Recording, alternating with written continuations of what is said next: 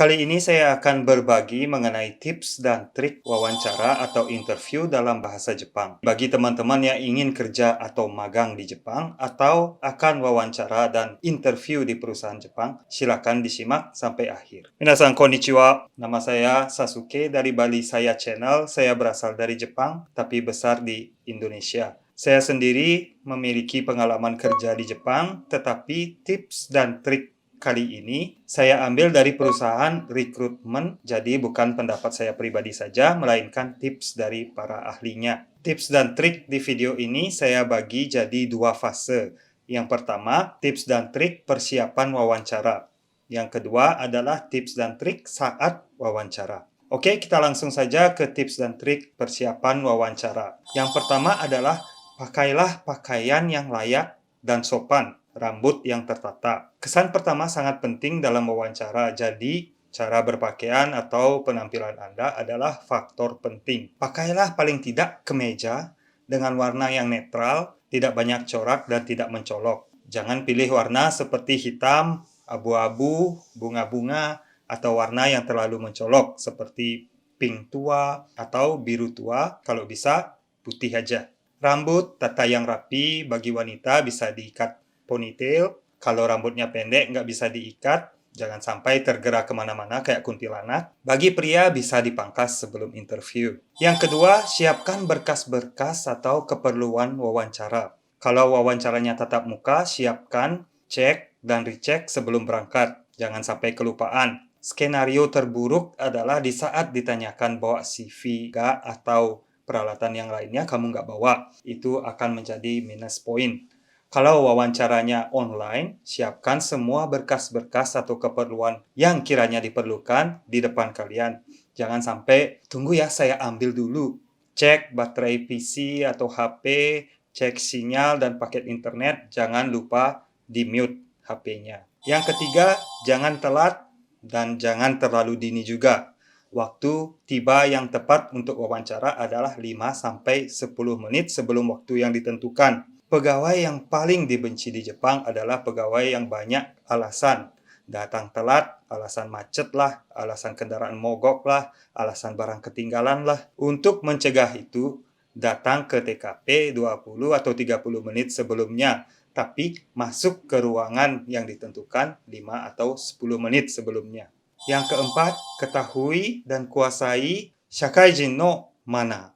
Shakaijin no mana itu secara harfiah berarti sopan santun sebagai seorang anggota masyarakat. Di Jepang kalau masih pelajar, nggak ngerti sopan santun masih bisa dimaklumi. Tetapi kalau sudah bekerja, sudah dianggap dewasa. Mesti mengerti tata cara dan sopan santun. Kalau dalam hal wawancara, sopan santun yang dimaksud adalah berpakaian rapi dan sopan, nggak telat, bisa mengetuk pintu sebelum masuk, bisa memberi salam baik itu saat tiba, ketika wawancara maupun saat meninggalkan ruangan. Bisa duduk tegak dan tenang. Bisa bicara yang terang dan jelas. Melihat lawan bicara saat berkomunikasi. Hal-hal seperti itu yang akan menjadi syarat dasar dan yang paling penting bagi perusahaan Jepang. Dari hasil angket ke staf rekrutmen, HRD atau pihak yang menginterview, hal-hal yang menjadi minus point saat wawancara berkaitan dengan sopan santun ini adalah telat atau datangnya terlalu cepat, nggak bisa salam atau aisatsu, dan suaranya kecil nggak bisa didengar, bajunya nggak rapi, nggak bersih, gelisah saat wawancara, dan tidak mendengar perkataan orang lain. Oke, selanjutnya tips dan trik di saat wawancara. Hasil suatu wawancara ditentukan 90% dari kesan pertama. Sangat penting memberikan kesan pertama yang baik buat si pewawancara. Tips dan triknya, 1. Raut wajah dan ekspresi saat bertatap muka sangat penting. Munculkan rasa bahwa kalian bersemangat.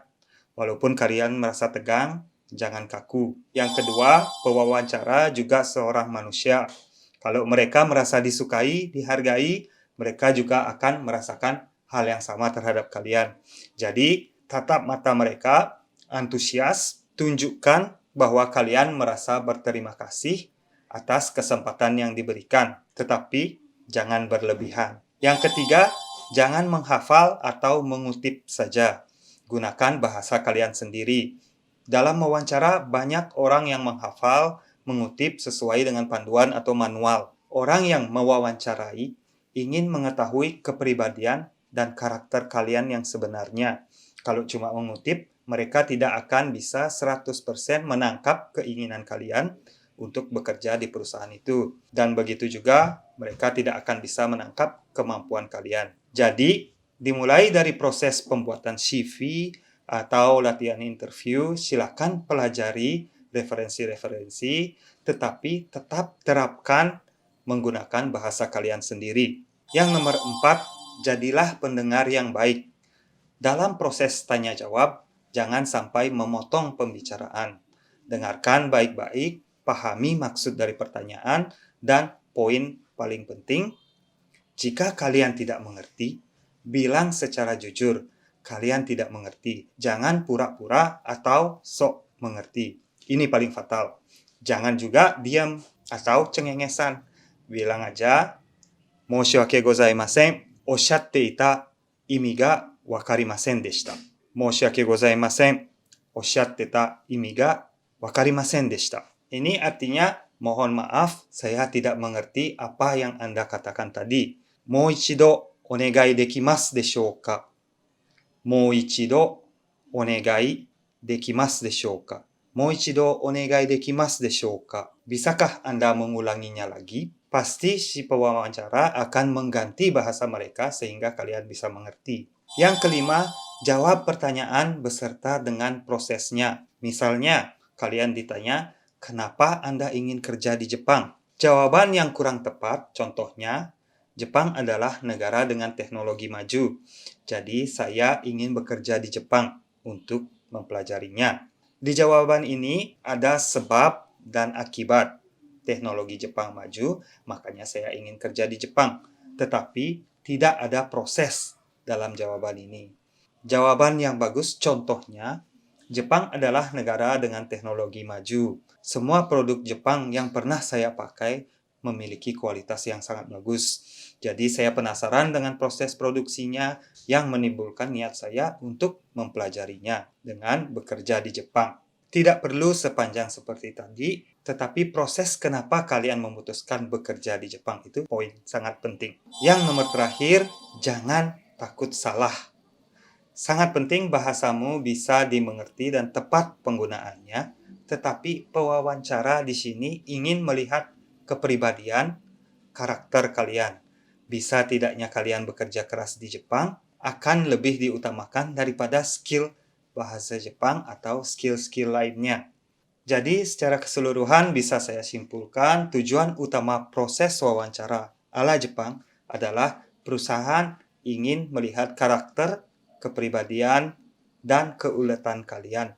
Cara kalian berpakaian, cara kalian memberi salam, cara kalian berkomunikasi, atau cara kalian mengatur diri saat wawancara lebih penting daripada skill bahasa Jepang kalian. Oke, sekian dulu untuk tips dan trik kali ini. Selanjutnya saya akan share juga pertanyaan-pertanyaan yang lazim ditanyakan saat wawancara dan jawaban yang tepat untuk itu. Jadi, jangan lupa di-subscribe dan silakan di-share ke teman-teman lainnya. Semoga bisa membantu.